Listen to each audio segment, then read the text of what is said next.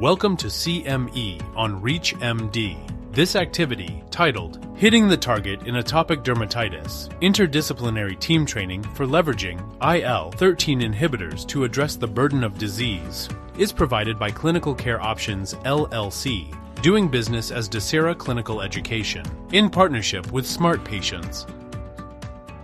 So, why are we talking about this? So why is this subject important, and what do patients feel and want when they're thinking about their moderate to severe atopic dermatitis?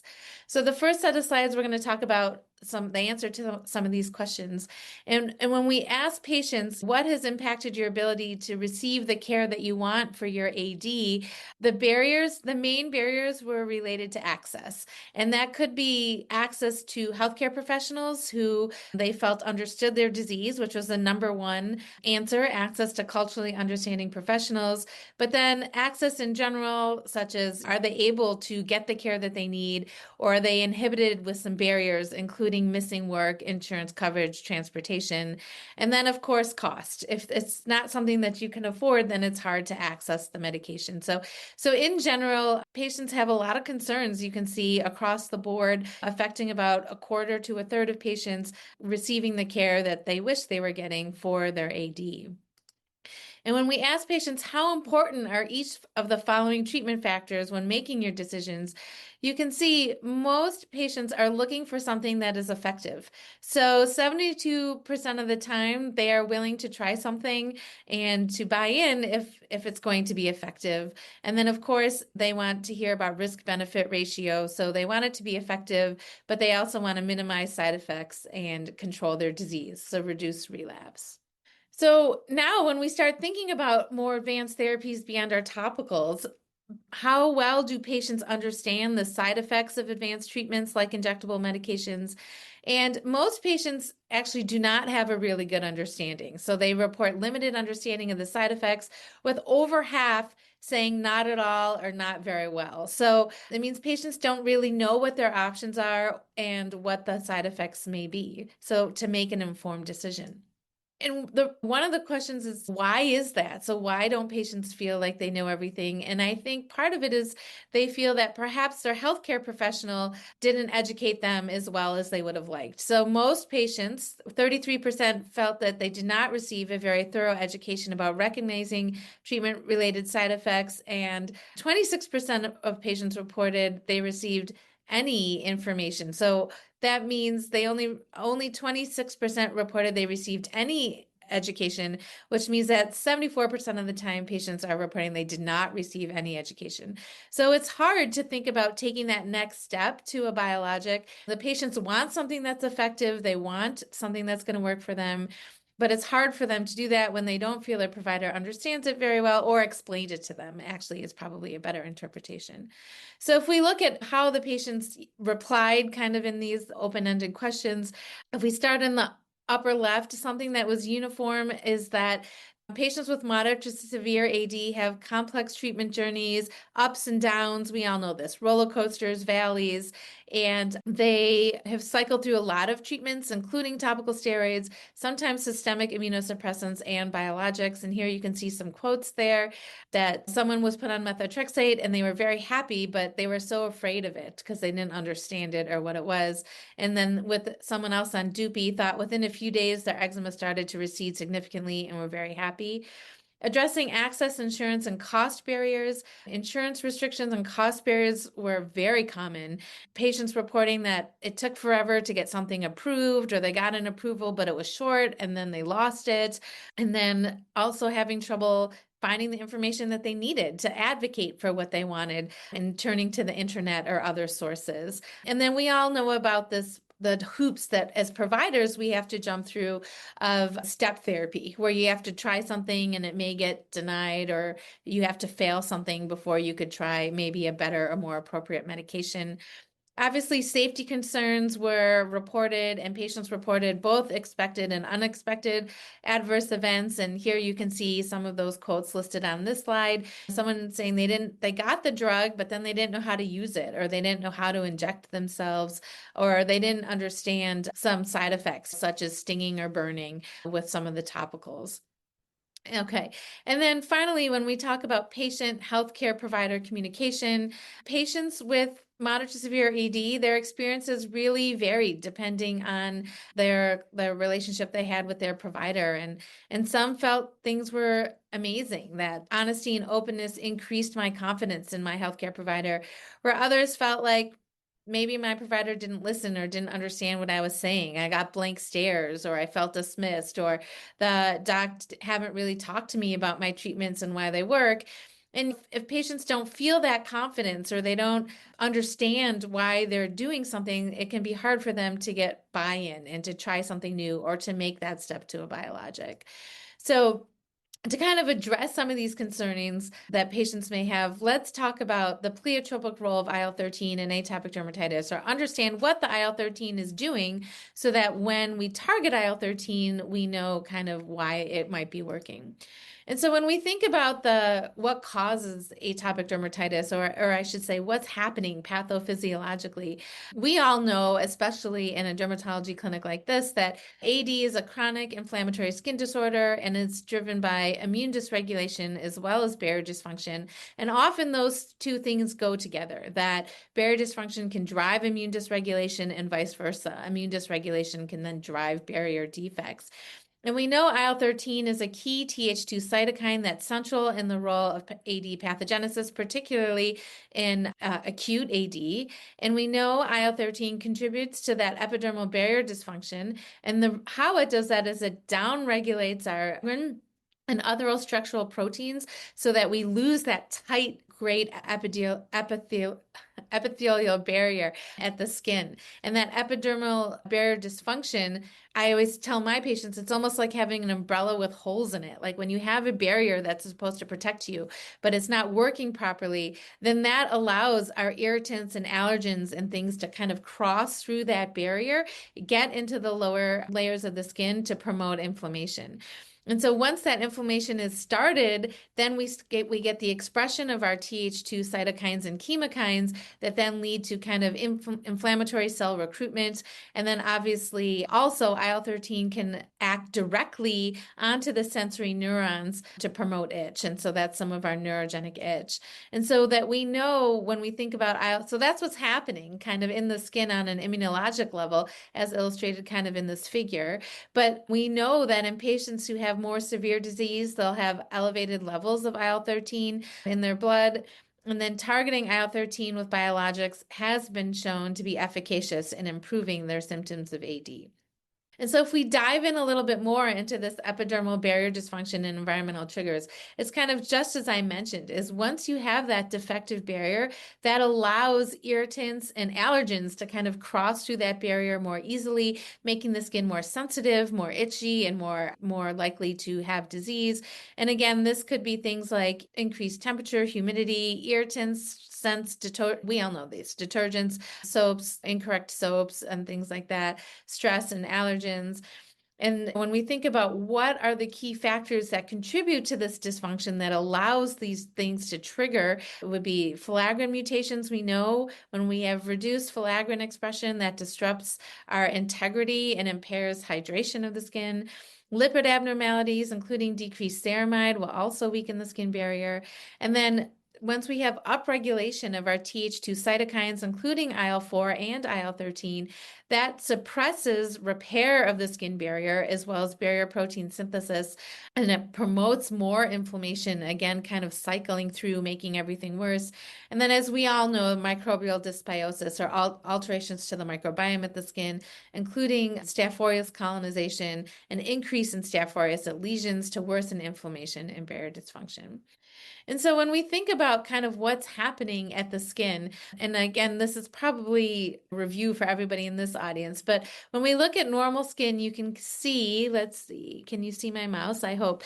We have a really beautiful epidermal-dermal junction here, nice and clean, with a homogeneous thickness of the stratum corneum, and you can see nice and pink in the lower layers, no inflammatory infiltrate. However, when we get to an acute lesion in atopic dermatitis, we see this spongiosis, and then all this purple kind of infiltrating in, where we get infiltration of T cells and macrophages, as well as spongiosis.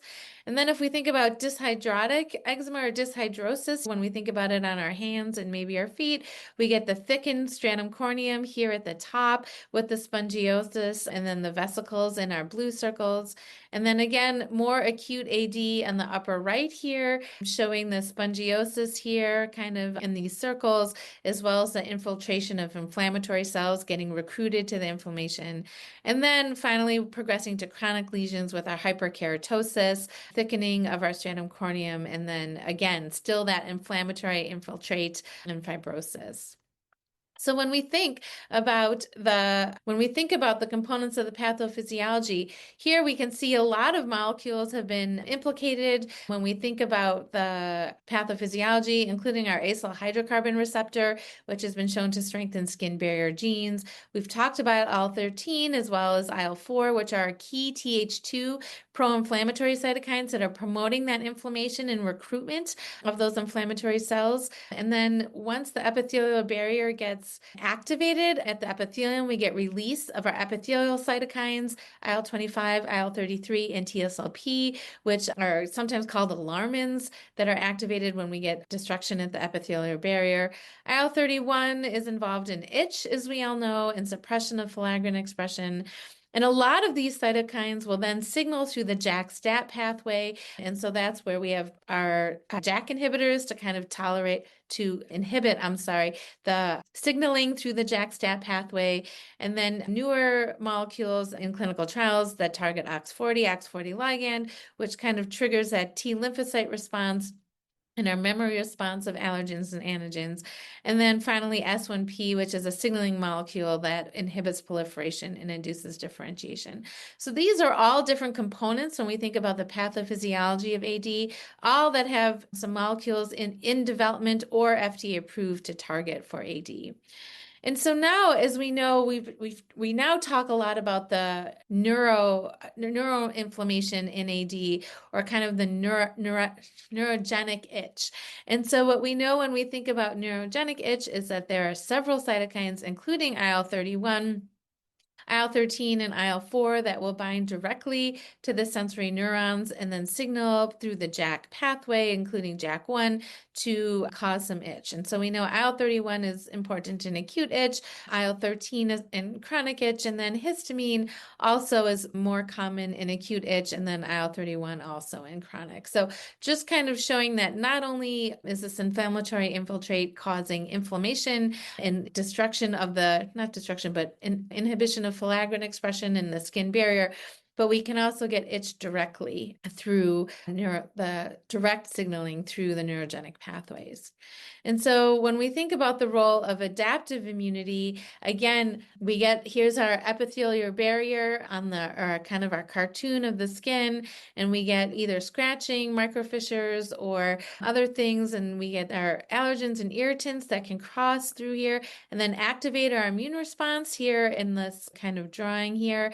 And then once we get activation of our immune response, including activation of our Th2 arm of our immune system, which then leads to our increase IL-4, 5, and 13 in acute lesions. And then in some patients, particularly, of non-white patients, maybe some of our Asian or Hispanic participants, we may see some increase in IL-17 and maybe IL-22 and IL-23. And then chronic lesions, we see some Th1, and then that kind of leads to our inflammation.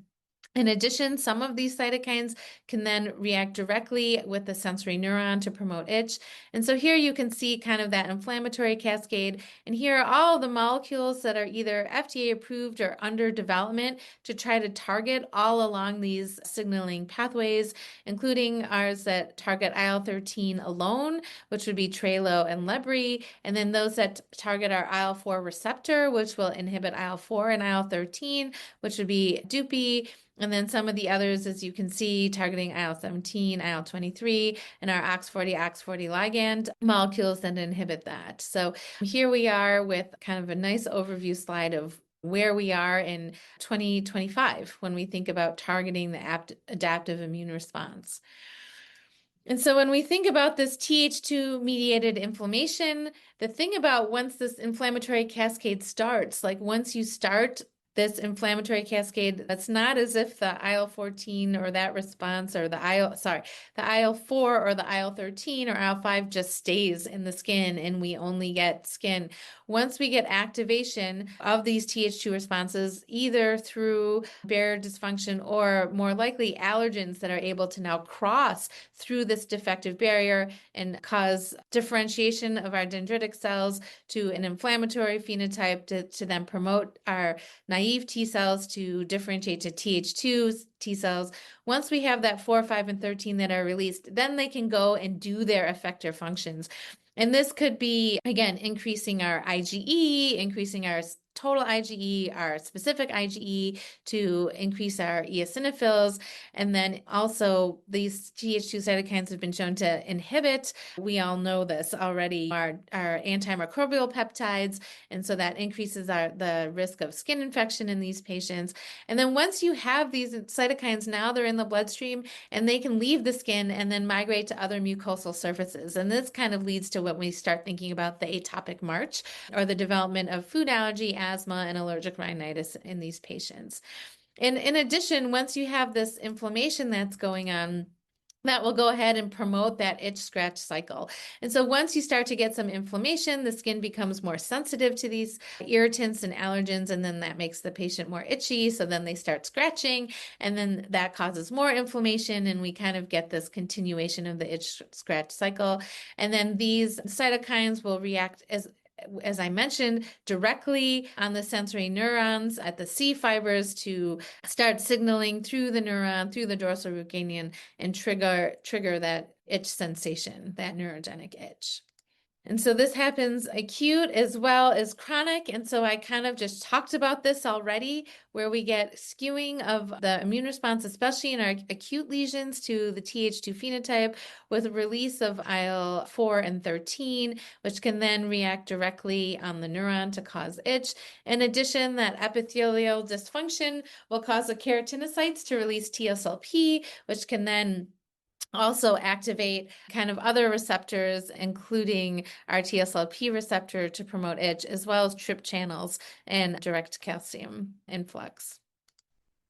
Okay, so now that we've gone over kind of what's happening at the immune system when we are thinking about this itch, we're going to go through these simulations. And I know there are some questions that were put in the chat. I'm not ignoring those. I think we're going to cover those at the end of the talk. So, hi, I am Dan. I've had eczema since I was a kid. Back then it would come and go. Some lotion, a mild steroid cream, and I'd move on. As I got older, it stopped fading between flares. Now it's every day, thick moisturizer morning and night, and strong steroid creams just to get through the week. The past 2 years have been the worst. Constant itch, scaling, and recurrent flares that don't fully calm down. Nights are the hardest. I'm awake scratching when I should be sleeping. It's hitting my work. I'm tired, distracted, slower than I used to be. Simple things take more energy when your skin won't give you a break. And it messes with social life. I think about what people can see if I'll start itching in public. Sometimes I just say no to plans. Me and my primary care clinician were hesitant to use high-potency topical therapies, and I was referred to a dermatologist.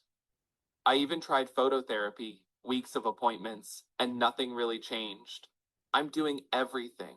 Daily emollients, high-potency topicals, and I'm still stuck in this cycle. I want itch relief that lasts, real sleep, and skin that doesn't control my day. My doctors never explained to me why and what triggers my itch. I am ready to talk about what's next, something that actually quiets this for the long run. okay. So I know this is like, Hi, I am Dan. Let's see. Okay, so I know this is an AI generated patient, so a little bit artificial, but I think we have all seen patients that are like this, especially in a subspecialty practice. But I guess the points of discussion here are there any thoughts about this patient? Do we think Dan's experience is common? And how should we counsel and educate patients regarding the underlying drivers of their itch? And what are some targeted therapies that can directly address these factors? So if anyone wants to put any comments in the chat, go ahead and do so. But otherwise, I will just say that this is certainly common. These patients get on the the tilt-a-whirl or the roller coaster of using medications, getting things under control, and then they seem okay for a while, and then it comes right back, and kind of this kind of up and down cycle. And then the frustration, like once they have this bad disease, it starts to affect so many different aspects of their life, including activities, I think was mentioned in that patient. Sleep was mentioned in that patient. Again, all very common. I see one comment in the chat about that this is common. And so with that, I think we can kind of move on. And I will mention I'm on the guidelines committee, the atopic dermatitis guidelines committee for the AAD, and we did just recently publish a manuscript about these kind of non-allergic and allergic comorbidities with AD, and that's kind of sleep, anxiety, depression, all of that is on there and more common in patients with AD.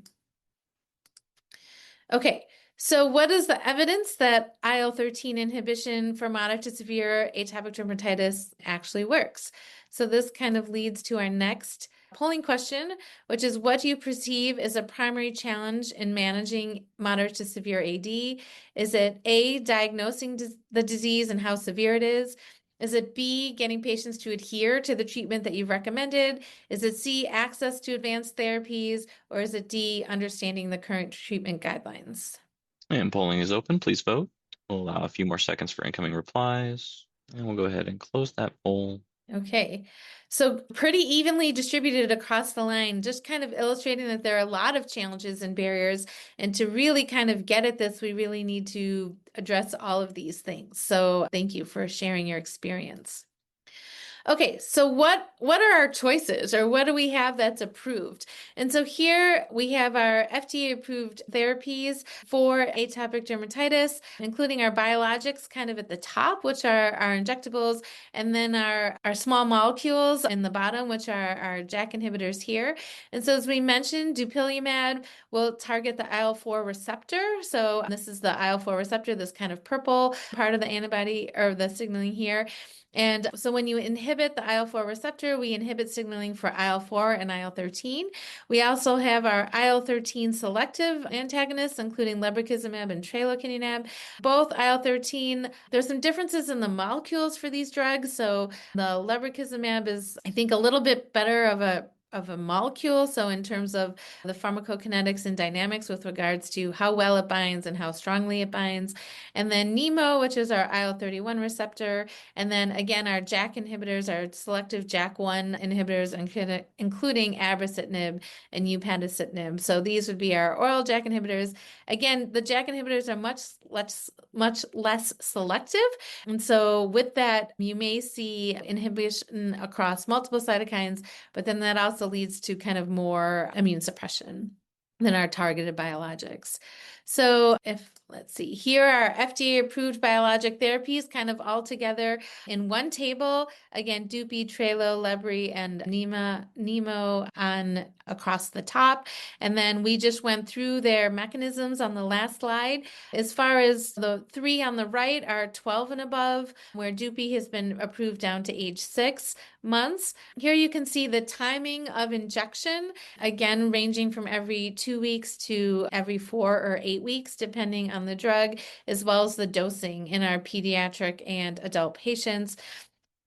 Each one of these kind of has their own sort of warnings or side effects. And of course, if we're going to inhibit Th2 cytokines, we need to think about parasitic infections, the conjunctivitis side effect, which we're going to talk about a little bit more.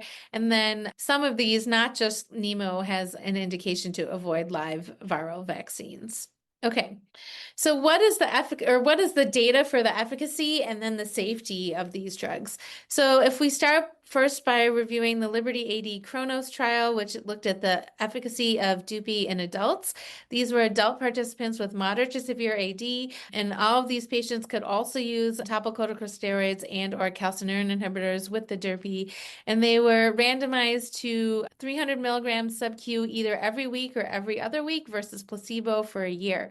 And here you can see that the Dupi It worked. It worked nicely. So if we look at the percent of patients who got an IgA of 0 or 1, which would be a skin that's clear or almost clear, you can see both every 2 weeks and every week for the Dupy at week 16 and sustained efficacy down to out to week 52, with about 40% of patients achieving this IgA score.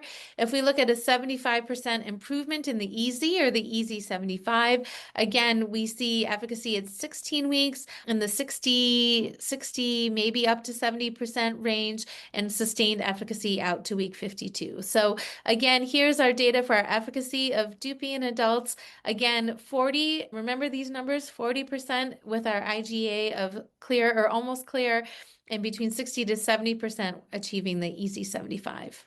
Okay, so that was the efficacy. What about the safety? So this is now the Liberty AD open label extension. So OLE stands for open label extension, which looks at the safety of Dupy for up to 4 years. And again, overall, these molecules they're quite safe. So low rates of serious or severe infection. And in fact, infection decreases while they're on the Dupy. And I think this is just because they have better skin control, as well as lower rates of non-herpetic skin infections. And then here are some of the skin infections of interest, including eczema herpeticum, herpes, and zoster. And again, similar across the groups, comparing placebo and Dupy, and then across the open label extension. If we next look at the efficacy of Dupy across different race and ethnicities, so here's some data that kind of separates out our white patients from Asian and Black patients. And here you can see, first of all, there's some efficacy across all race and ethnic groups across Liberty AD, Solo 1, Solo 2, and Chronos. These are overlapping confidence intervals, maybe a little less efficacious in Black participants, but again, overlapping confidence intervals. And again, you can see there's some variability in response, and the tightest is favoring Dupy is among our white participants, and there can certainly be some variability of responses in our patients of color. If we look at adverse events now across our different subgroups, again, it's pretty similar across. The top is our treatment emergent adverse events, and then the second row is our severe treatment emergent adverse events, and then the third row is adverse events making somebody stop the drug. And again, most participants continued with the drug throughout the study, and again, these are not clinically significant across the groups. And you can see conjunctivitis is common, maybe a little bit more common in our Asian and white participants compared to our Black participants, but again, pretty similar across the groups. Okay, so moving on from Dupy, what about our JAK inhibitors? So this is this is comparing upadacitinib versus dupilumab for moderate to severe AD head-to-head. This is a heads-up trial, which is 24-week head-to-head comparator that enrolled 673 patients. Again, the primary endpoints being EASI 75 and itch relief in IgA. And basically, you can see patients on upadacitinib had a statistically significant better response when looking at EASI 75, as well as faster itch relief at 1 week with the upadacitinib versus Dupy, as well as clearer skin at week 16 and the upadacitinib versus Dupy. Safety, however, as we talked about, the JAK inhibitors are a little bit less selective, and maybe you can have a little bit more immune suppression. So there were some increased infections with the upadacitinib group compared to Dupy, including herpes zoster and eczema herpeticum. And then on the Dupy side, there was increased conjunctivitis, as we all know, is a side effect of Dupy. And then obviously injection site reactions would only happen with Dupy, as UPA is oral. So in conclusion, upadacitinib offers superior and faster skin clearance, but a higher infection risk. And so when we start thinking about which one of these medications should we choose, this becomes shared decision-making, where we need to talk about patients' preferences as well as risk factors with regards to some of the side effects and the balance of efficacy versus safety.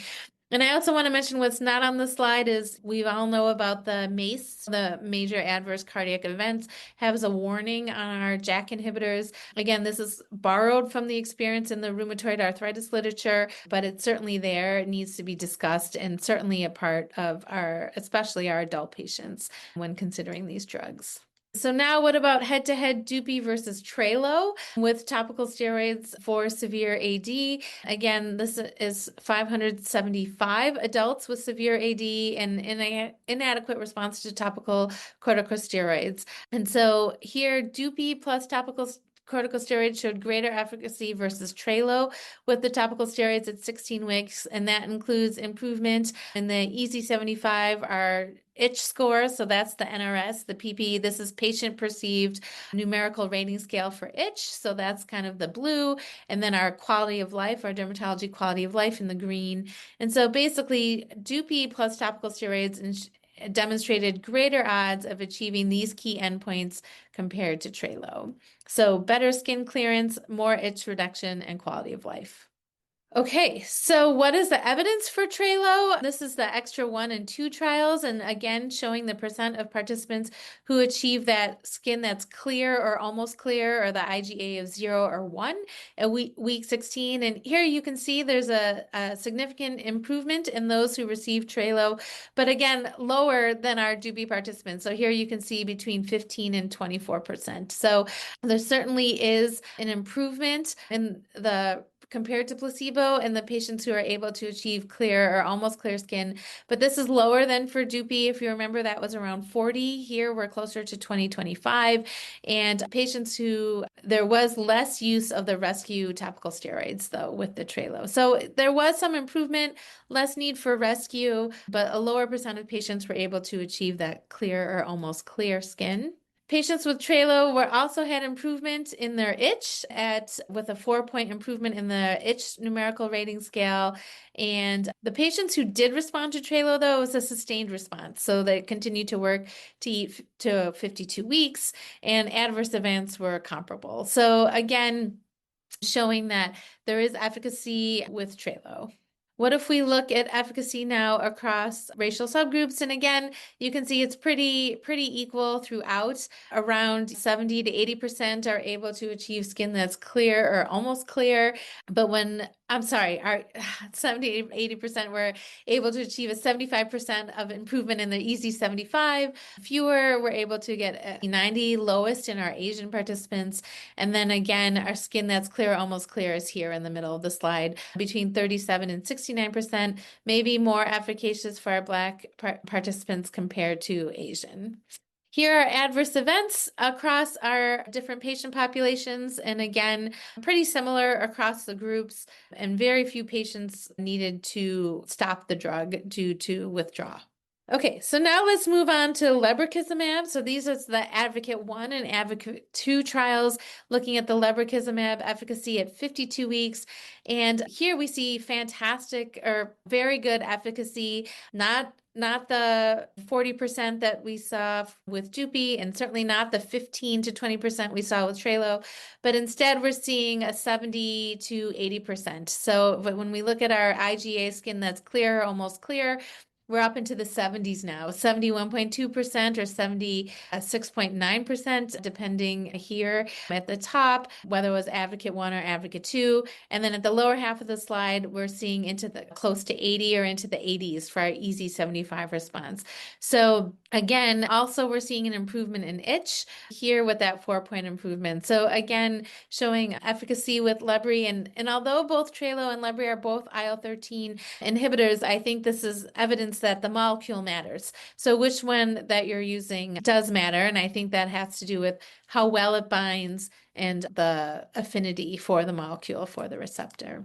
What about safety considerations with lebrikizumab? So here you can see rates pretty similar to the previous studies we looked at, but also if we look at our serious adverse events, they're kind of low. Maybe in the first trial, it looks like it was only 6 participants, but it may be a little higher on Lebri, but then you can see the percentages are flip-flopped when you get to Advocate 2. So again, pretty similar across the groups. The exacerbation is listed as an adverse event. Conjunctivitis, again, a common one, nasopharyngitis and headache. If we look at infection and herpes infection, you can see the rates at the bottom of the slide as well. Pretty similar comparing placebo versus Lebri. Okay, what about in patients with skin of color? So this is an admirable study that looked at the efficacy of Lebri at 16 weeks in people with skin of color, and again, demonstrating efficacy with the percent of patients that achieve an EASI 75 or an improvement in their E90. So here you can see 69% will achieve an EASI 75, or 45% achieve EASI 90. And 45% of our patients with skin of color get to our skin that's clear or almost clear.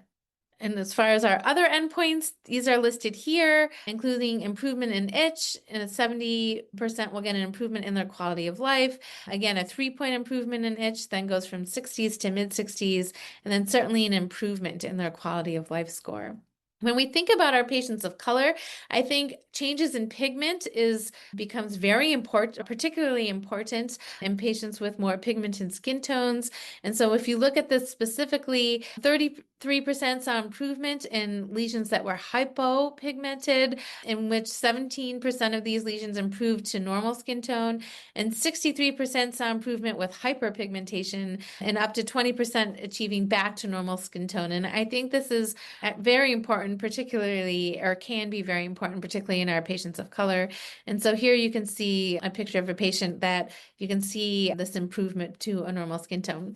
And oh, I changed the slide, but I also want to mention, and I think this may come up later, but just as a reminder that I think hopefully everybody in this room knows this, but atopic dermatitis can look different in patients of skin of color. We know there are health disparities where the severity is often underappreciated, or the skin is more severe before they get offered treatments or more advanced therapies. And this can be because the erythema, or the redness that we see in all of our textbooks and all of our slides, is much harder to appreciate in patients with skin of color, and it may have more of that gray violaceous appearance or that papular follicular pattern, which maybe differ from our white patients. Sorry, if we go back here and look at safety, again, in our patients of color in our admirable study, you can see, again, very safe. Most of the side effects are mild, maybe moderate, few severe, and just a low rate, just about 4% had treatment emergent adverse events. Okay, so here's our clinical profile of our IL-13 inhibitors, again, comparing across.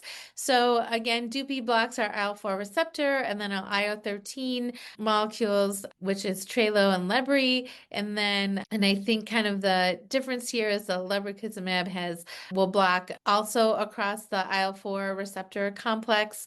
It has a higher affinity and its low dissociation rate. So I kind of alluded that to before, that it binds tightly and then stays bound longer. And so all of these have been shown to improve AD severity and quality of life. And I think what Lebri has going for it is it can have a sustained AD symptom and severity reduction. Because of the high affinity, some of these you can inject less frequently. And I think there is some data to think about lengthening the intervals for some of these drugs, particularly with the lebrikizumab.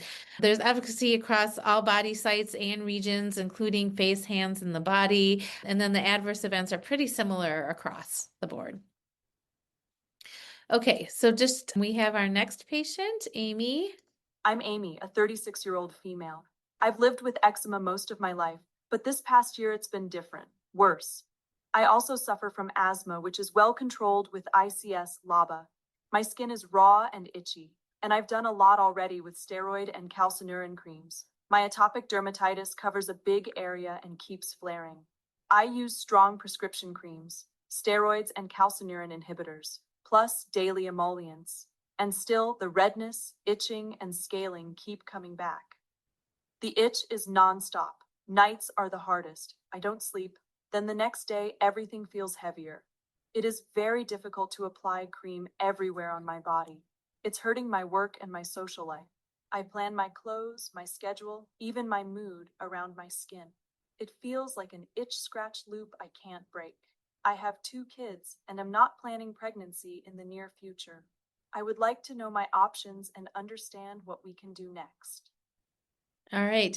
So this video, I think there are certainly I'm Amy. Some similarities with our last patient. So what are some next steps for this patient? So when we think about when is it that we would escalate to a biologic therapy, any of the ones that we talked about, or a small molecule therapy.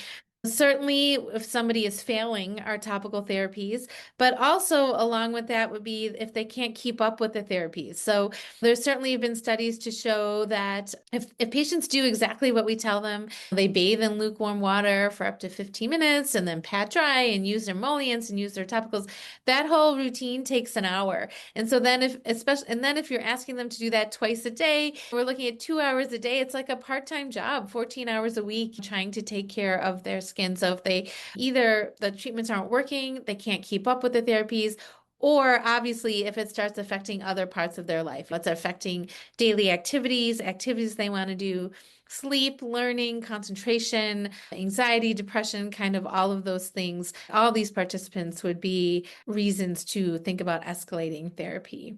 Okay, so that leads us into when should we evaluate a patient as a candidate for an IL-13 inhibitor? And so this is when we start thinking about going beyond topicals. I just kind of talked about this in the context of the last patient. So we talked about persistent symptoms despite best topical therapy, frequent flares or exacerbations despite their therapy, or the flares that are impacting their quality of life. They're not going to things or canceling things.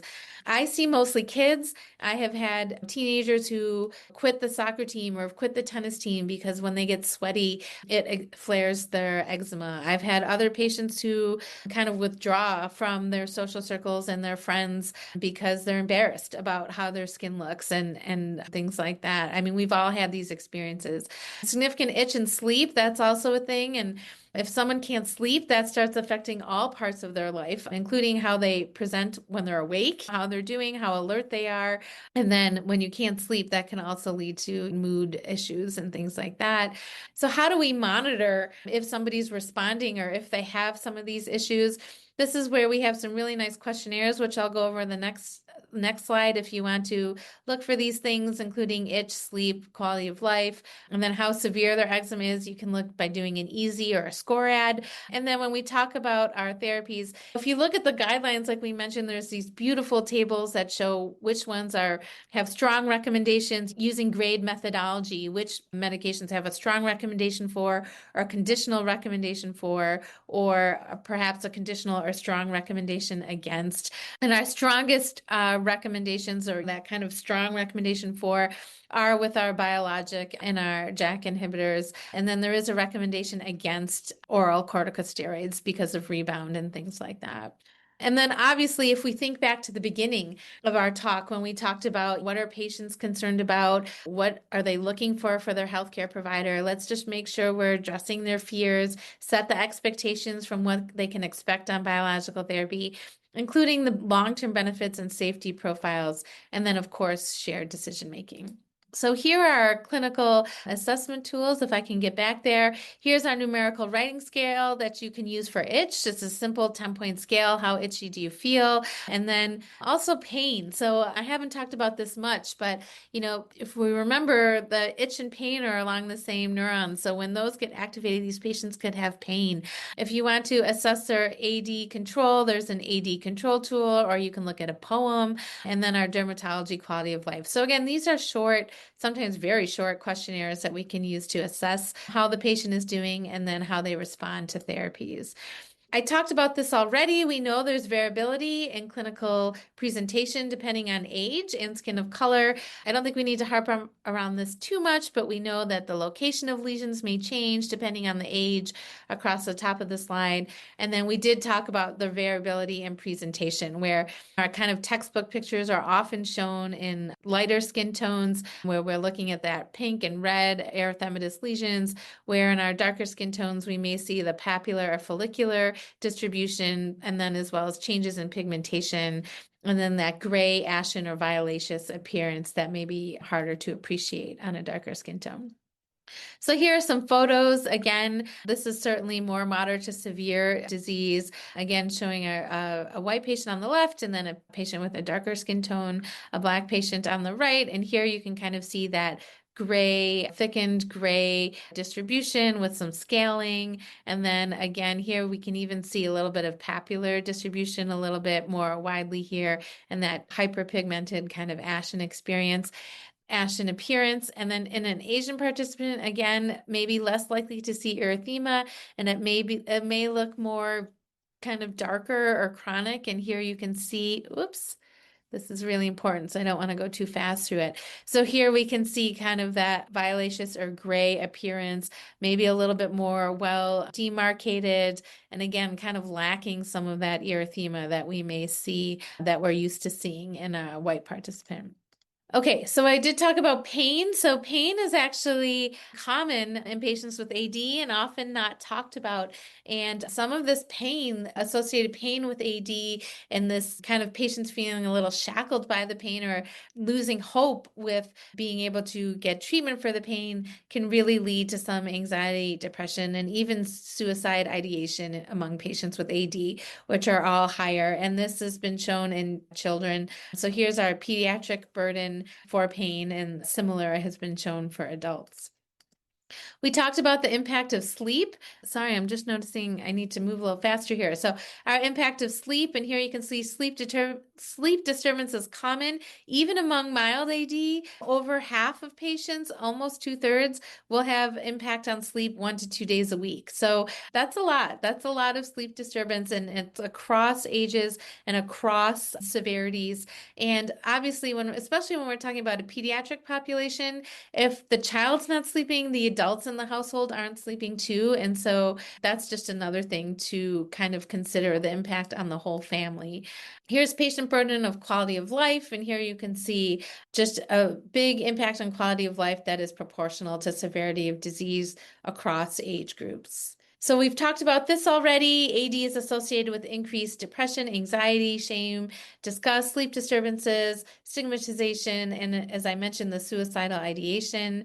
Patients with AD are 44% more likely to have suicidal ideation and 36% more likely to attempt suicide compared to patients who don't have AD. And patients are 20% of patients with AD will have depression, which is twice as high as the general population. And so we all know what these mental health effects come from. There's the toll that the itch and the sleep take, but also when you have something so, in your face affecting the skin and how you appear to the world and how you present to the world, that can really affect our wellness. In general, you can see when lots of patients are happy with their therapies, but not all. So up to a quarter and a half are not happy with their current therapies, as you can see. And so they may want to make a change. And even patients who are put on a systemic, you can see most patients are happy. They can have improvement, but just not always. And so sometimes we need to switch the systemic therapy somebody is on. And so when we do this and we're thinking about making these changes, this is where shared decision making is really important. We should talk to our patients, listen and engage, understanding what are their goals and preferences, how does their cultural skincare practices and affect their thing, and how can we support patients making this decision. We have one more patient. It's basically similar to the other ones. Hi, I am Jeremy, an 18-year-old male. I've been struggling with AD since I was a kid. It used to flare and fade. Now it's everywhere, and it doesn't let up.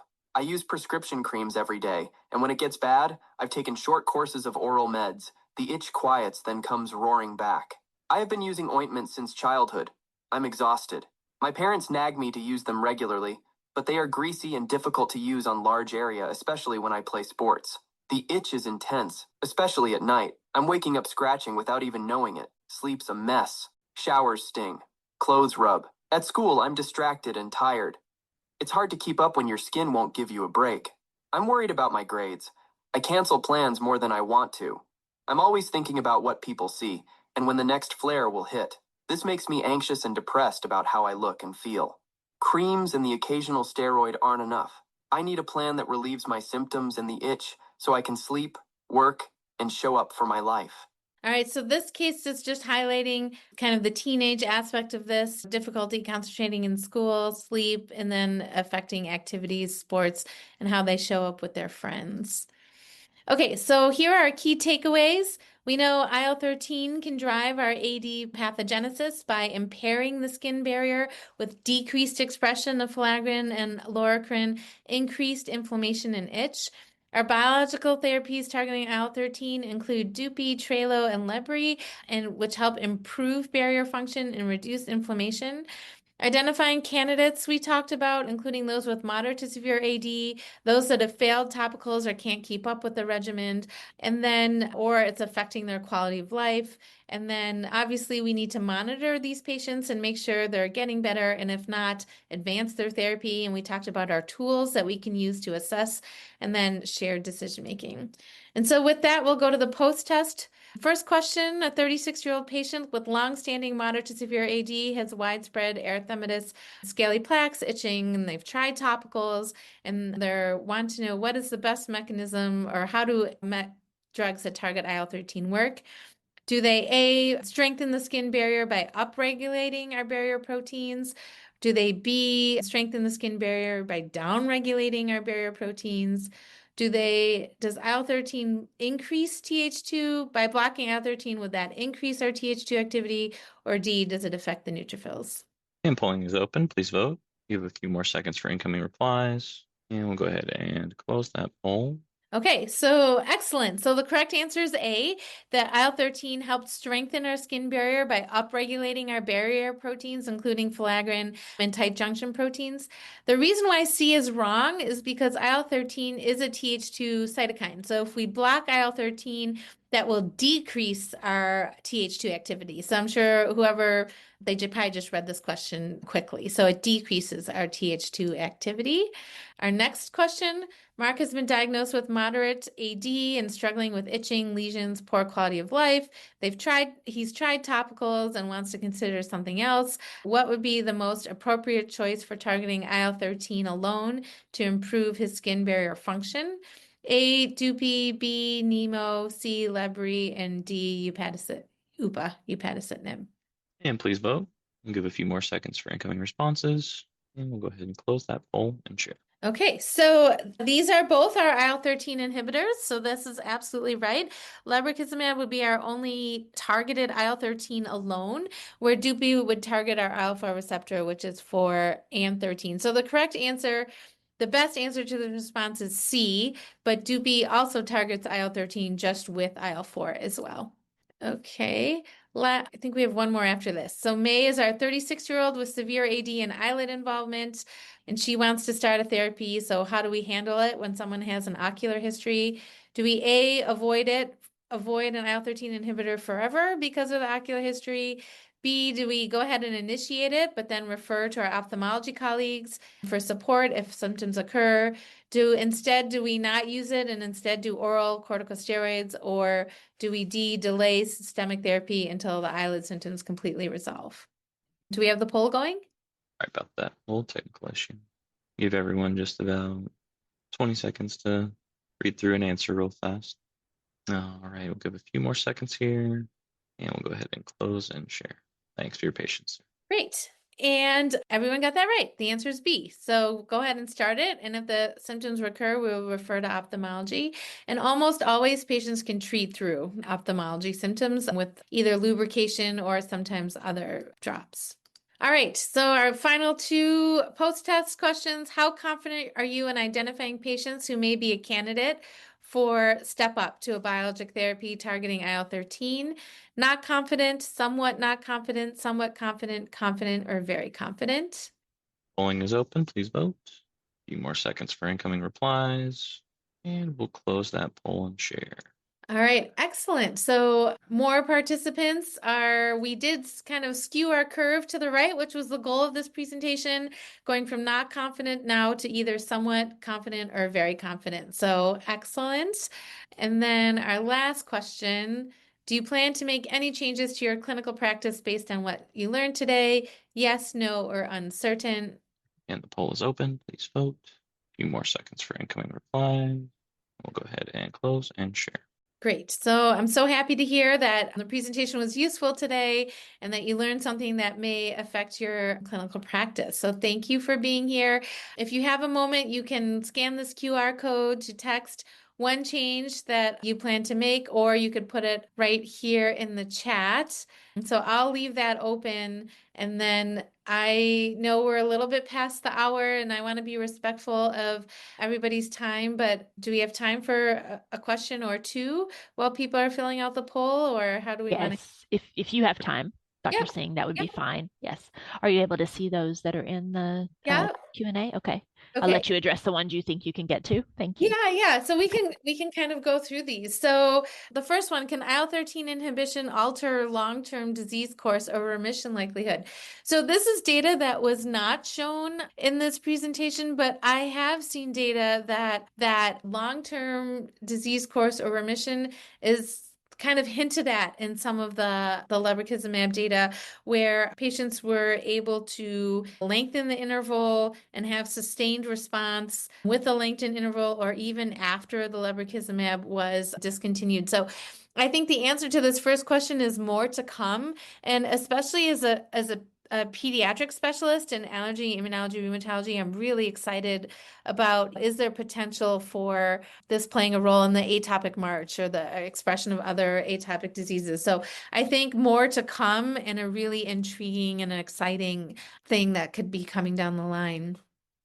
The next question, for a patient who had partial response to Trelo but still had persistent itching at 6 months, what would I suggest? I mean, I think a change. And so I think that was shown in one of the slides with the bar graph of how happy are you with your current therapy. Like, a lot of patients, even when they get some response, if they're still having incomplete response, it may certainly be worth a change. You could certainly try another IL-13 inhibitor. I think the lebrikizumab does have a better efficacy over Trelo, as shown by the percent of patients that get clear, almost clear, or the percent that get improvement in their itch. We also know the molecule is different, and so a little higher affinity and stays bound longer. So, or you could try a different, just switching classes as well. That would be a choice.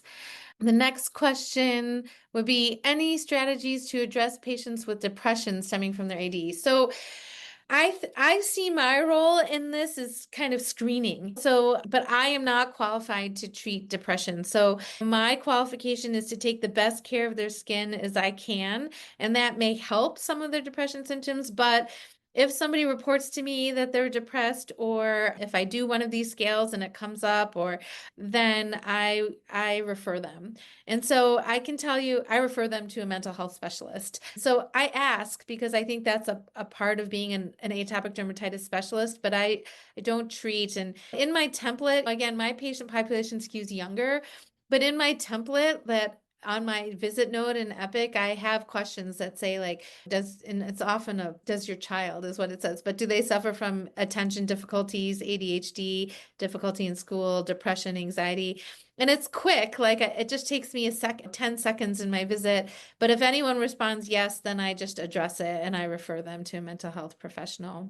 And then the last question is, someone's already on Dupy and doing well, but they wanted to know how long they will respond. And I think this is hard to answer. I always tell my patients that I don't have a crystal ball, but as long as they're responding, you can stay on it. We know from the open label extension, the Liberty OLE, that, if you have response at 1 year and you continue to take the drug, at 4 years of open label extension, patients were still responding. So again, I think it's just important to continue to have that conversation with your provider. And if at any point it's not working, don't give up, because we have other choices and we should try a different medication. So, okay. And I think what I want to leave this session with, and I think that's all the questions, is just, for so long, we didn't have all these choices, right? Like, all we could do is give somebody steroids and more steroids, and then maybe oral steroids, or maybe some broad immune suppressants, methotrexate or something like that, monitoring for side effects. But this is a really exciting time to be taking care of patients with moderate to severe AD. We have so many more choices for targeted therapies that are safe, and we just need to make sure our patients have access to them. And really, we have an opportunity to make just such a difference in our patients' lives. Prior to beginning the activity, please be sure to review the faculty and commercial support disclosure statements, as well as the learning objectives. You have been listening to CME on ReachMD. This activity is provided by Clinical Care Options, LLC, doing business as Docera Clinical Education, in partnership with Smart Patients. To receive your free CME credit or to download this activity, go to reachmd.com/CME. Thank you for listening.